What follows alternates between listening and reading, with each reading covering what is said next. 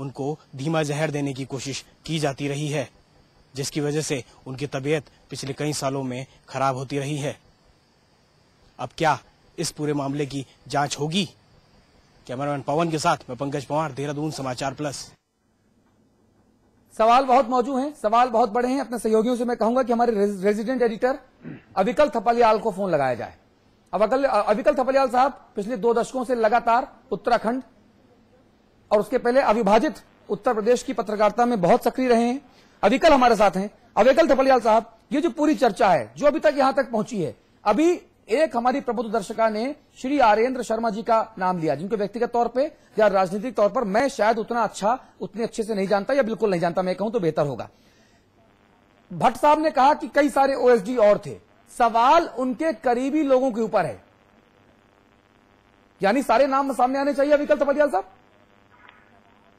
नाम कहने में कोई गुरेज नहीं होना चाहिए भट्ट साहब को। और जो तिवारी जी जब 2002 में मुख्यमंत्री बन के यहाँ पे आए थे और जिस कोठी में वो पहुंचे थे, तो उस समय मैं भी वहां पे था। हाँ। उनके परिवार के बड़े भाई साहब थे और उनके एक आध भतीजे थे। हाँ। और बाकी कुछ जो बाद में ओएसडी बने वो करीबी लोग आए थे। हाँ। उनके बड़े भाई वापस लखनऊ चले गए और शायद भतीजे भी चले गए। तो तिवारी जी के आसपास का उनका देख रेख, खान पान, भोजन व्यवस्था, कपड़े वगैरह, फाइलिंग वगैरह सब उन करीबियों ने संभाल लिया था। ठीक है। उसमें एक थे कैलाश पंत। कैलाश पंत उनके साथ लखनऊ से जुड़े हुए थे। ये कहने में कोई बुराई भी नहीं है। उनके बहुत निकटस्थ पुराने करीबी थे। उनकी दुखद मृत्यु हो चुकी है। एक उनके साथ थे संजय जोशी जी और एक थे उनके साथ आर्यन शर्मा। तो ये लोग काफी अनुभवी और उनके बड़े विश्वास पात्र रहे। बाद में जब तिवारी जी हैदराबाद गए तो आर्यन शर्मा उनके साथ हैदराबाद गए और संजय जोशी उनके बतौर ओएसडी देहरादून में रह रहे थे। अच्छा।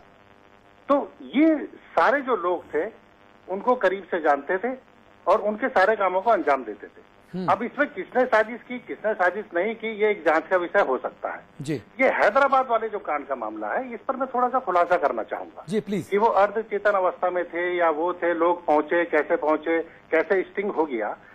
उस कांड से कुछ दिन पहले एक महिला का फोन मेरे मोबाइल पर आता है दिल्ली से जी। उसका भी नाम मैं बता देता हूँ। उसका नाम था सीमा शर्मा जी।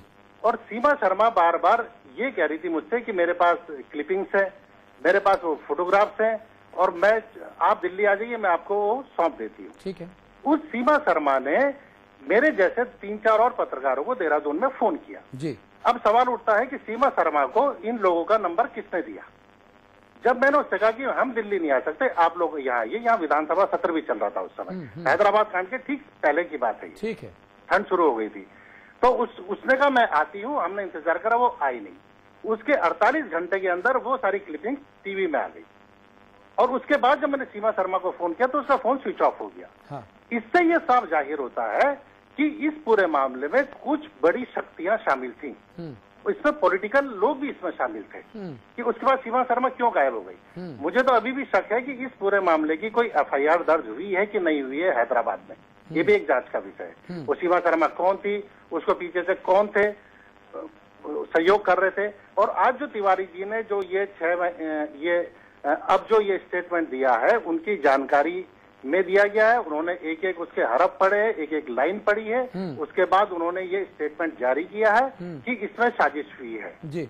तो रशीद मसूद साहब जैसे कह रहे थे कि मुझे नहीं लगता कि इसमें कोई साजिश हुई है, लेकिन तिवारी जी तो कह रहे हैं ना। भवानी भट्ट तो उनके सिर्फ एक ओएसडी के तौर पर उन्होंने उसे जारी कर दिया। हाँ। उनके प्रवक्ता के तौर पे। हाँ। लेकिन जो तिवारी जी कह रहे हैं ये बहुत गंभीर बात है और मुझे ये लगता है कि 18 अक्टूबर को तिवारी जी का जन्मदिन आने वाला है। हाँ। ऐसी उम्मीद लग रही है कि 18 अक्टूबर को अपने जन्मदिन पर वो एक बहुत बड़ा खुलासा कर सकते हैं जी। इसका इंतजार करिए 18 अक्टूबर तक जी। भट्ट साहब, अविकल ने जितने आसानी से, मैं 2 बात जोड़ दूं। अविकल ने जिस प्रसंग को बहुत अच्छी जगह ले जाके खड़ा किया। हाँ। फिर भट्ट साहब से बात करें। हाँ। भट्ट साहब को भी समझने में आसानी होगी। कैलाश पंत और रहमान भाई 2 लोग तिवारी जी के साथ रहे। जब तिलक लेन में तिवारी जी रहते थे तो दिल्ली में, तो ये 2 लोग उनका कामकाज देखते थे।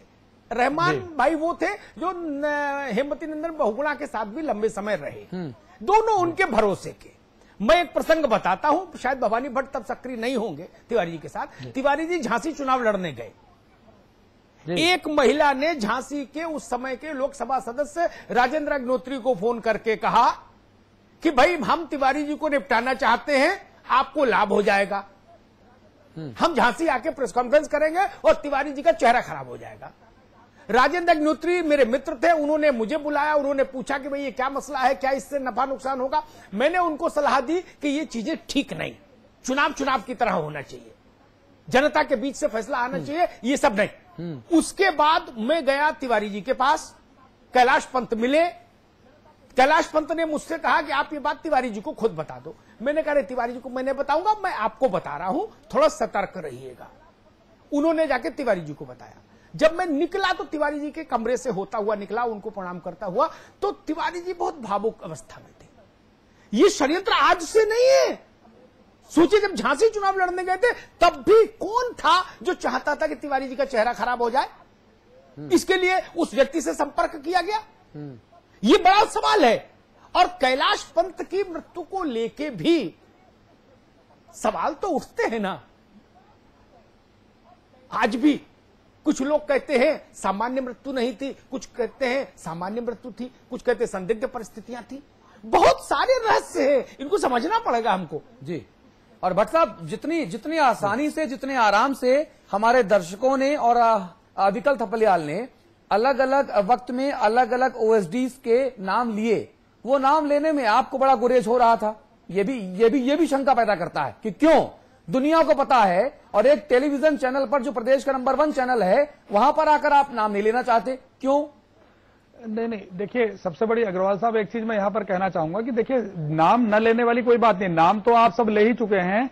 यहाँ पर आपने नाम क्यों नहीं लिया? बड़ा सवाल तो ये है, शंका इस बात में पैदा होती है। मैं ले लूं। देखिए, जिस समय पर जो साजिश हुई, जिस समय पर जो तिवारी जी के खिलाफ षड्यंत्रों का जाल बुना गया, उस समय पर जो मेरी तरह तिवारी जी के करीब रहा होगा, उसकी निश्चित रूप में जिम्मेदारी है, वो चाहे हैदराबाद हो या उत्तराखंड हो या यूपी हो। कौन करीब था उस वक्त? भाई तो आपके श्री मुझसे पूछना चाह रहा हूं। हैदराबाद में आर.एन. शर्मा जी तिवारी जी के करीब रहे। देहरादून में तो कई सारे लोगों की सूची आपको जैसा कि अभी बताया गया, वो सभी लोग थे। हाँ। तो हैदराबाद से आने के बाद में यहाँ संजय जोशी जी तिवारी जी के साथ में थे पिछले करीब 1.5-2 साल से। तो मसला इस बात का है कि उस दौरान अगर गलती होती है, वही जिम्मेदार आदमी दोषी है निश्चित रूप में। लेकिन जब तक जांच नहीं हो जाती तो सीधे मैं स्वयं आपके पास पूरा मुद्दा भी है, आपके पास जहां पे लूप होल्स हैं वो भी आप बता रहे हैं, वो भी आपको पता है, सबको पता है, ऐसा आप कह रहे हैं। आपके पास अदालतें भी हैं, आपके पास नियम कायदे कानून भी हैं। जिस व्यक्ति के ऊपर आरोप लगाने की बात यहां पर आप कर रहे हैं, वो व्यक्ति भी सामने कहीं भागा नहीं है। तो भैया, अदालत जाने में क्या दिक्कत है आपको?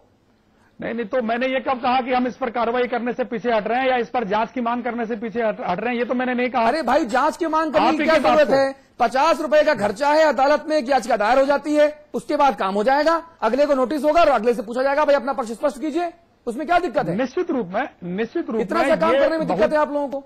नहीं, इस काम को करने में दिक्कत नहीं है। देखिए, ऐसा है, सबसे पहला मसला अभी तिवारी जी का स्वास्थ्य है, वो ठीक हो रहा है और बहुत जल्दी तिवारी जी पूर्ण रूप से स्वस्थ अगर तिवारी जी के स्वास्थ्य का मसला सबसे पहला था तो फिर आपने ये बात हमें क्यों बताई? समाचार प्लस को आपने एक्सक्लूसिव इंटरव्यू क्यों दिया? ये मुद्दा उठाना ही नहीं चाहिए था। जब तिवारी जी पूरा स्वस्थ हो जाते तब ये मुद्दा उठाते तो बेहतर होता। नहीं, निश्चित रूप में यानी कहीं ना कहीं आपकी शंका पर सवाल उठते हैं।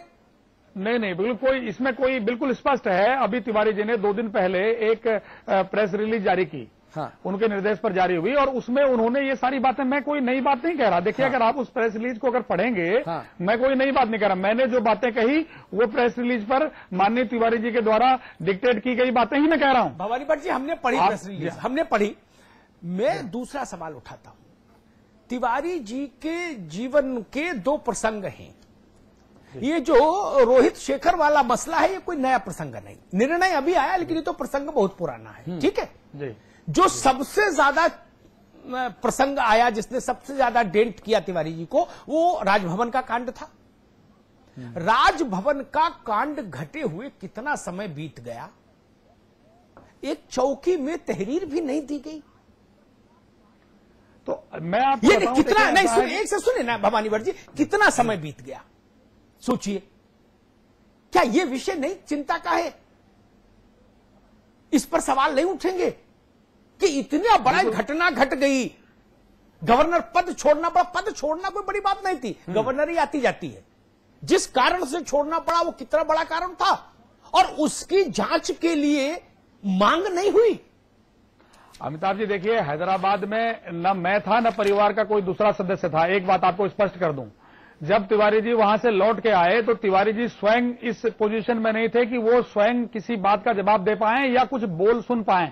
उनसे अगर कुछ पूछा जा रहा है, कभी कभी तो स्थिति ये थी, वो व्यक्ति जो स्वीडन की जब यात्रा की हो माननीय तिवारी जी ने, और स्वीडन में किस व्यक्ति से मिले, उस व्यक्ति का नाम, उसके पिता का नाम तक बता देने वाली शख्सियत, वो सामने खड़ा है आदमी, वो पहचान नहीं पा रहे। तो ऐसी सिचुएशन पर आप क्या अंदाजा लगा सकते हैं कि उस स्थिति में हम बिना उनकी बात को सुने, बिना उनकी राय जाने किस आधार पर एफआईआर लिखाते या तहरीर देते?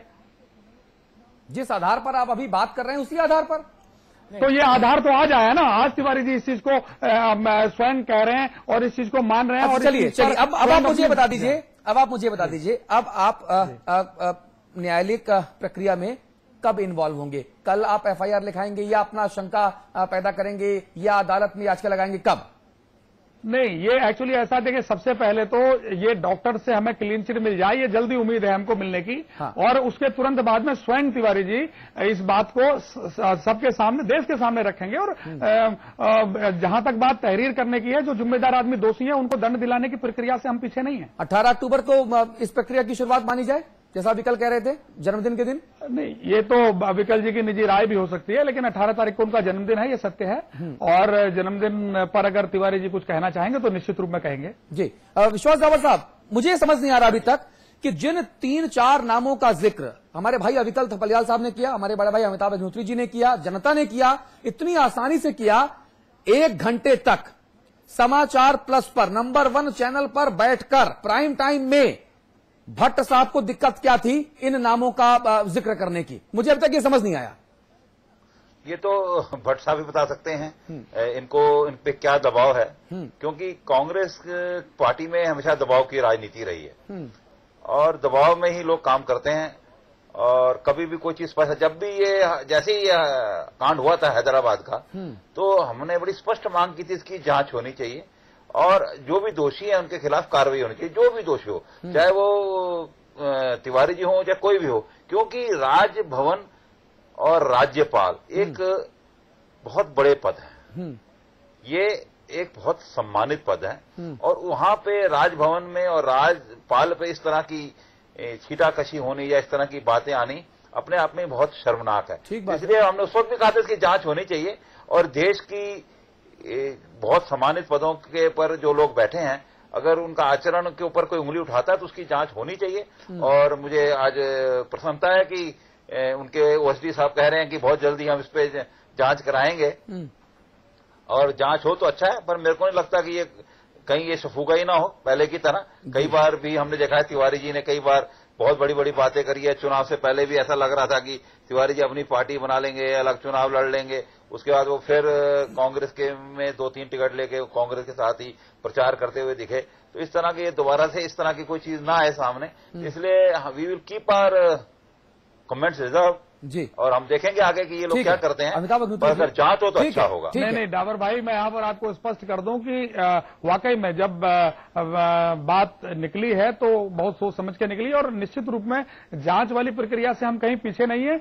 दूसरी चीज ये है कि जब कोई व्यक्ति दोषी है तो उसे दंड मिलना चाहिए। तिवारी जी जब किसी मामले में इन्वॉल्व नहीं है, मैं कहता हूं कि किसी भी राज्य के, ऐसा है कि जांच होगी, जांच के लिए कोई कहेगा तभी तो जांच होगी। यही मैं सवाल आप कहते हैं कि हमने सफर किया है, आप सफर रह रहे हैं, आपके ऊपर गलत आरोप लगाया गया, तो जांच के लिए तो आप भी मांग करेंगे ना। जी बिल्कुल बिल्कुल। और अगर जांच होगी तो जो जिसने गलती की है उसको सजा मिलेगी। नहीं, लेकिन भट्ट साहब, विश्वास डाबर साहब जो बात कह रहे हैं, जो बात हम पिछले 1-1.5 घंटे से कह रहे हैं, सवाल तो वही है कि जब आप आरोपियों का नाम लेने में भी गुरेज कर रहे हैं, पता नहीं क्या हिचक है आपको। अविकल भाई सुनिए मेरी बात सुनिए पहले आप। भट्ट साहब आप जरा बात सुने पहले। भट्ट साहब, मैं सिर्फ एक बात कह रहा हूं, इस देश में बातें कहना, मीडिया का अपने पक्ष में इस्तेमाल करना, ये तमाम बातें बहुत पुरानी हैं, अनंत काल से चली आ रही हैं। समाचार प्लस एक ऐसा मंच है जो खरी बात, सीधी बात, सच्ची बात कहता है और छाती ठोंक के कहता है हमें ना डर है ना हमें किसी का खौफ है। ठीक है, मैं सिर्फ ये कह रहा हूं कि आप समाचार प्लस के नंबर 1 चैनल के प्राइम टाइम शो में 1 घंटे तक अविकल थपलियाल के और हमारी प्रबुद्ध दर्शक देहरादून से प्रीति शर्मा के कहने के पहले तक जो नाम सामने निकल कर आए, अब वो नाम लेने